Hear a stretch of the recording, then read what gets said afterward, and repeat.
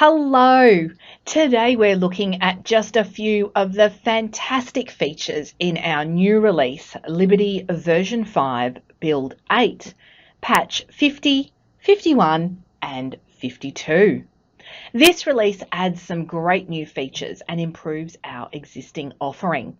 Features in this release include updates for borrowers, cataloging, circulation, email templates and interest notifications. Keep your eyes peeled for a fun little treat too to put a smile on your dial.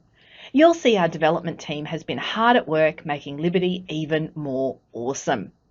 You're able to review the full release notes in the help menu. Let's now look at some of the latest release features for Liberty. Today I'll run through some of the key features from these releases. Patch 51 contains some quick fixes, so today's focus will be on patch 50 and 52. To kick things off, let's head over to our management interface and we are going to talk about borrowers. We've added the ability to waive all charges for a borrower from the borrower's detail interface, and we can find that under circulation, borrowers, and let's search for a borrower here. And you've got the option to waive all charges from the option row.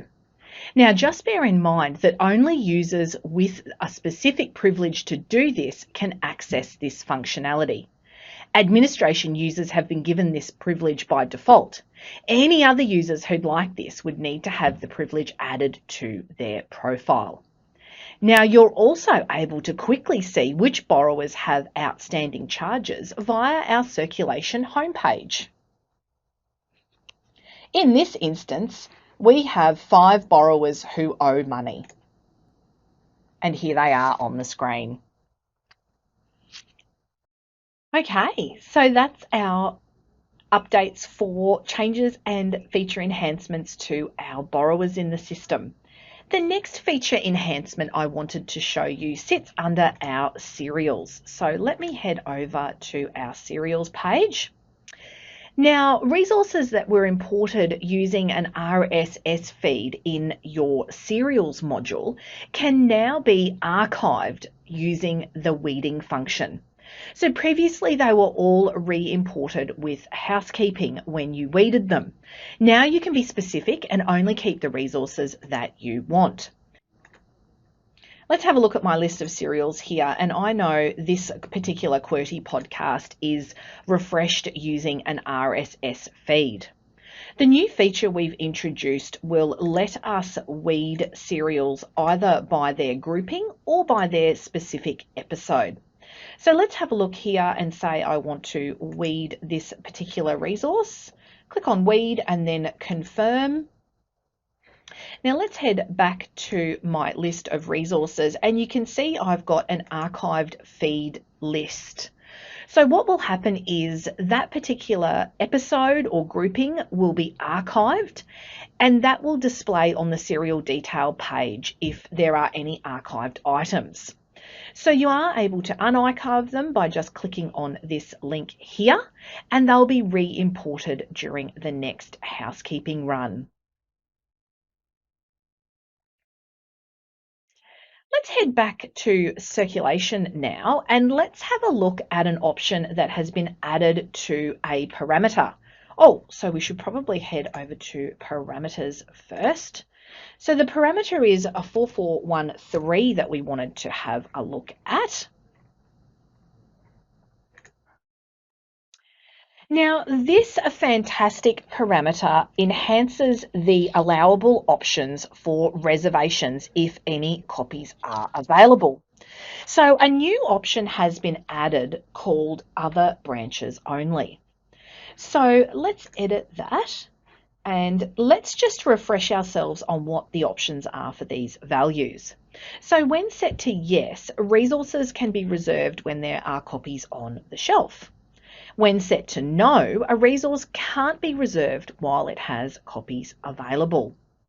When you set it to the new option, Other Branches Only, a resource copy at the borrower's branch cannot be reserved while the borrower's branch has available copies.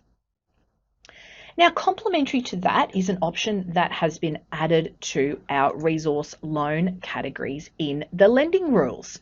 So we'll head over to our lending rules, and the area that you're looking for sits here under lending rules, and the one we want to look at is the resource loan categories.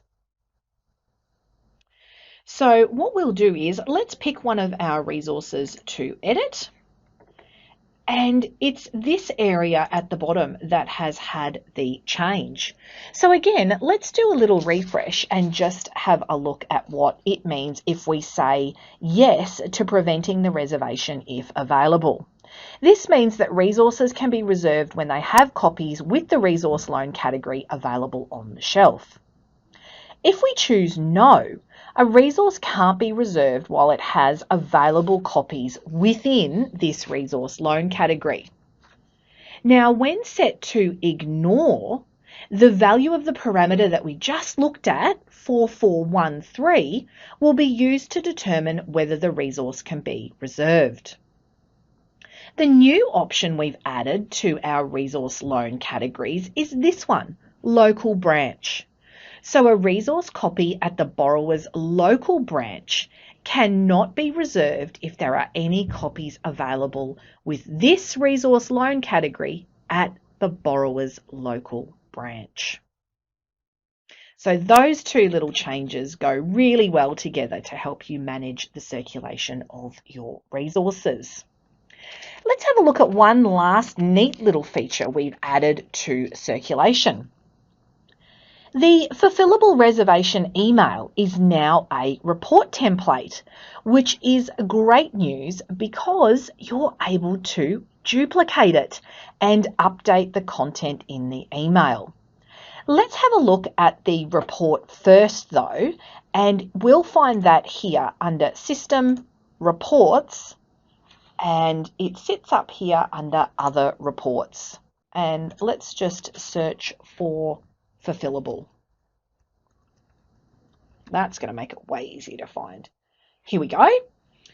So let's have a look at this one. So here is the standalone report that sits in the system. If I duplicate this, and let's say I will add this as the updated new so I know what it is, I'm now able to edit, and there is a little bit of coding that sits in these parameters, in these fields, I should say.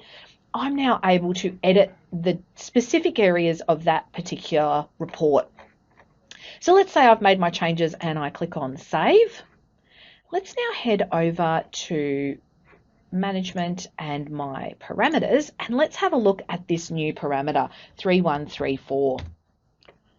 So this parameter 3134, let's just head down here. Here it is here.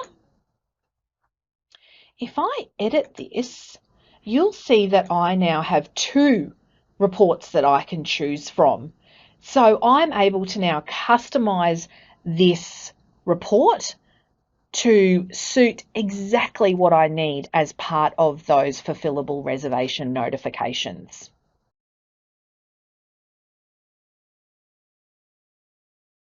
What I'd like to show you next sits around content from our OPAC, but it's a report that we can have a look at. So let's head over to Circulation and Reports. This particular report is one of our search statistics reports. So this report will differentiate access to a content page URL over files and other websites. So as that report runs, once it's ready, let me open it up. Now, the great thing is that this is automatically updated to your system. So when you update to the latest version of Liberty, you will have access to this great report. There's no action required. So you can see I've got a snapshot here of the month and the activity that I have had for my various clicks. So you can see one ebook, some websites, and then the totals there. But the great new feature that we've added sits here under the type of files that have been accessed. And you can see that the electronic loan type for contents page URL has been added to help me see what types of clicks my borrowers are accessing.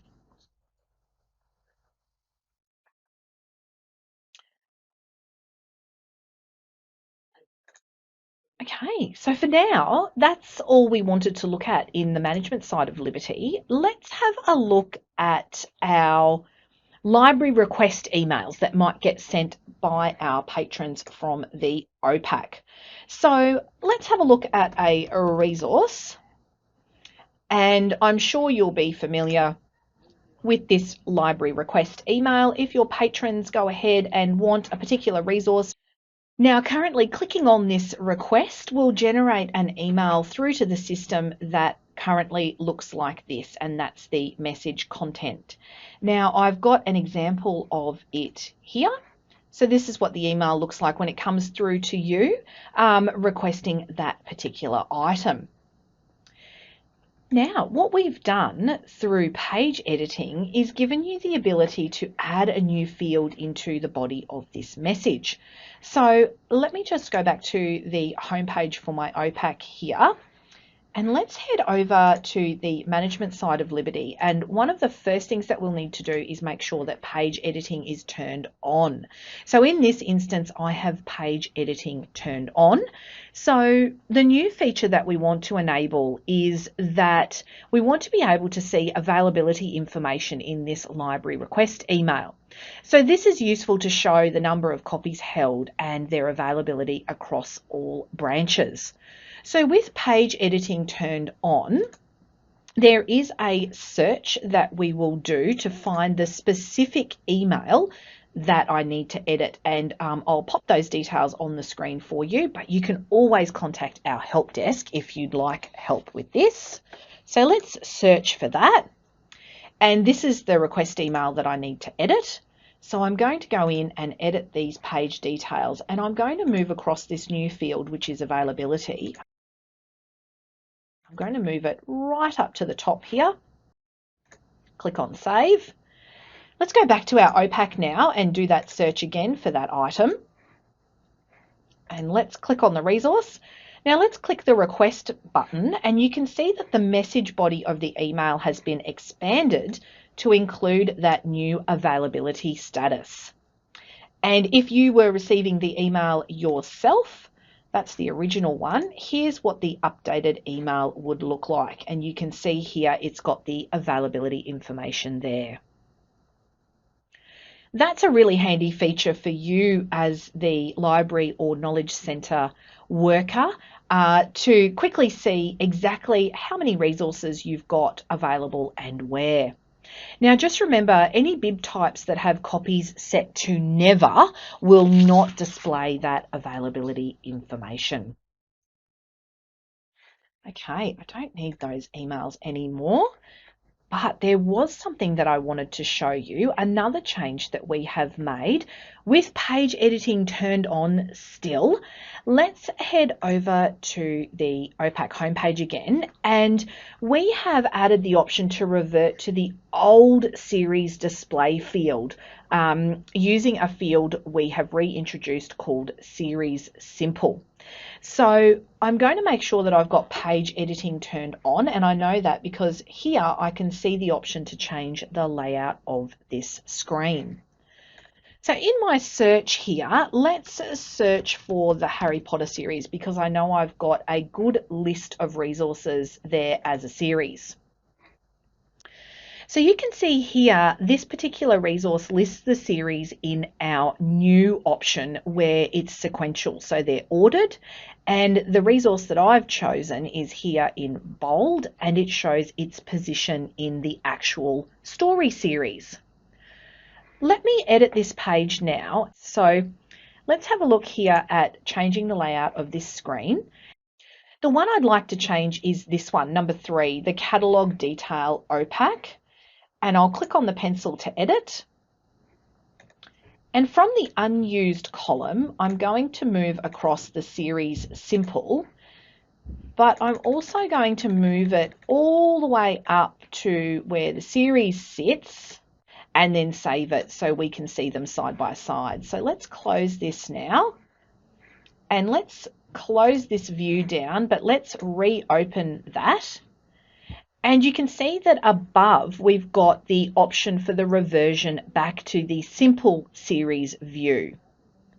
Now, remember, if you'd like to change the language as it appears here, we have a fantastic bootcamp video on translations and page layouts, which can help you do this.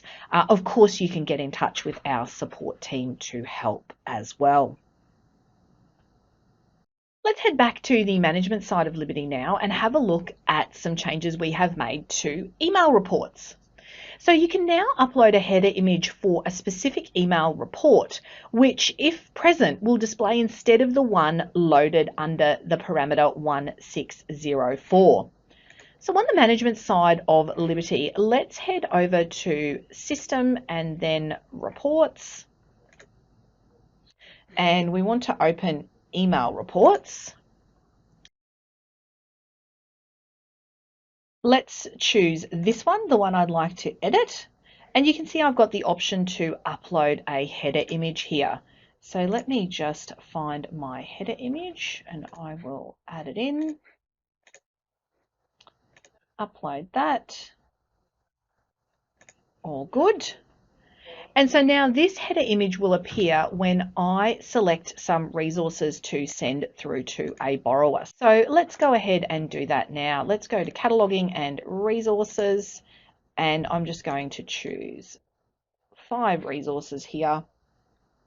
And I'm going to email these resources off to a borrower.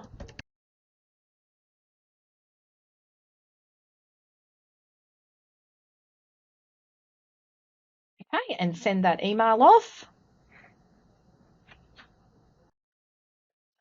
So let's head over and have a look what that email looks like with the new header.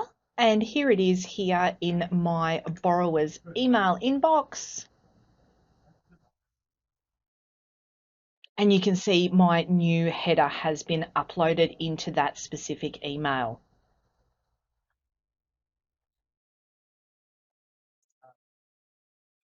So maybe this is a great time for a break and a reminder of an awesome section on our website, which is our blog posts. We update this regularly and there are some great articles that you can get into and have a read. This one would probably be a pretty good one to have a look at. There might even be a surprise in it if you can decode the clue. Let's head back now to the management side of Liberty, and we have had an update on our import functionality where the URL address mask for a resource can now be imported via a CSV catalog import feature. So this applies to a resource's primary URL only. I'm just going to pop a slide on the screen now to talk about an integration with YouBoox. Liberty has an added integration partner with YouBoox or Nextory. We've added an integration that allows you to create a text or image information box on the OPAC that will link a user to YouBoox authenticated with the library's account. This integration is enabled and configured through a new parameter group, 8340 through 8344. Let's navigate over to that particular parameter group and I'll show you how it will work. Parameter 8340 needs to be enabled with a value of yes before you'll see the remaining parameters. Once I've clicked on save and closed this information box down, you'll see new parameters 8341 through 8344. Once you've configured and set this up, if you head over to the OPAC and you add an information box, you'll remember the option was either an image or text for the new YouBoox link. The image link type YouBoox now becomes available as an option. With the correctly configured details and the setup complete, your borrowers will be able to access an information box from your OPAC homepage that will launch them straight into the library's YouBoox account, giving them the opportunity to access electronic resources. What a great idea! Let's head over to the OPAC and let's have a look at some changes that Overdrive has made. So Overdrive has changed how loans are checked out. So you can now choose the format through Overdrive itself rather than through Liberty. So this means that when you choose a resource from Overdrive, it's borrowed or opened through a borrow button. A new tab will display. On my screen here, you can see I've got some travel resources. So let's click in and have a look at that change. Once the information has loaded for the resource and I click on this borrow button, you can now see that the resource is borrowed through a new tab that will open rather than choosing the format. This change also means that user-preferred formats are now redundant. So if an Overdrive resource is available in any format, the checkout button will allow that resource to be borrowed. I'm going to show another slide now for some changes that we have made to our interest notifications. We've added some new fields to our interest notification email reports. Now bear in mind that this does exclude the high volume layout. Let's have a look at some changes to searching as a wrap-up. We've added some search tip pop-ups to several pages within the Liberty Management user interface. Let's head back over to our Liberty Management screen, and one of the areas that we have added some search tips sits under our cataloging and resources. Now you'll notice at the end of the AnyWords search there is a tip. So once you click on this tip, there is a pop-up that appears that helps you understand searching better. There's a link to a fantastic help article. So there's some great information in this particular help article. Quite nicely covers search strategies and options with some great examples. Also gives good information about Boolean and wildcard searching, phrase, relational and predictive searching. There's also a handy reference to show you how you can use AnyWords searching in the searchable fields for that entity. There's also some great relational search operators that will help you do your searching. So let's look at an example to help all of this make sense. In this particular search tips area, there is a list of searchable fields. So let's say I want to find all the resources in my catalogue that have an attachment. So after looking through this searchable field list, I can see that attachment is one of those fields. Great. So now onto my query. So in the help guide on page 3, I can help myself create a relational search query that looks like this. So this search is looking for attachments that are not equal to blank or empty.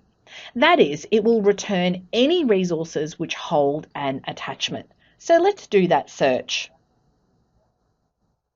Here is my list of 15 resources within my catalogue that have attachments.